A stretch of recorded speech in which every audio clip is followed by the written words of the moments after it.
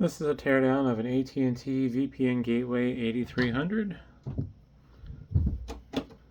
And I'm trying to see where I'm going to start here.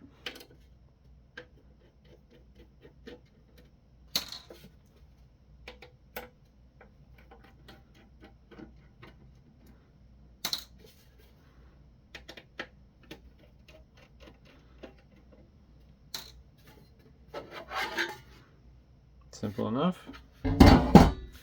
Very complicated looking inside. All sorts of stuff going on. I'm just surprised how big the PCB is. I see a lot more empty space than I was expecting, at least. And there's a date code on it, July 2014.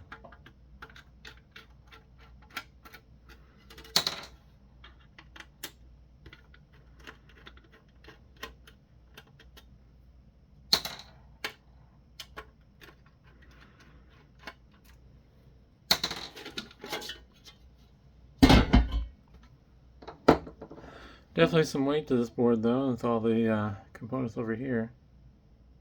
I'm not sure why they need so much power regulation. I don't remember what voltage this is running on. 19 volt, 2.5 amp. So, not an abnormal voltage. Let's go see if I can pop this heatsink off real quick while I have it in front of me. Watch your fingers. So yeah, I have some big beefy filter capacitors there and transformer in the power regulation section. Got a Broadcom network chip for the network ports. All 8 of them. Yes, I think. Yeah, 2 WAN ports, 8 LAN ports. Ah, that's power. Wow, there's so much power regulation. Has 2 PoE ports, 7 and 8. So that's why we need all this. Alright. Camera won't focus. I always get it wrong. I think that's Marvell's logo though. Come on, focus. Is this just not readable by the camera? Yeah, a little blurry.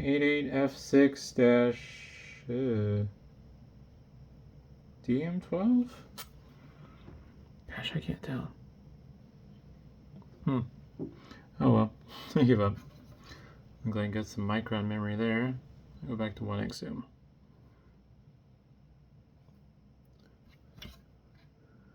And then expansion boot flash. Has some card slots that aren't populated. I would assume at least one of these would probably be for a cellular connectivity because this does have a SIM card slot. There. This is interesting.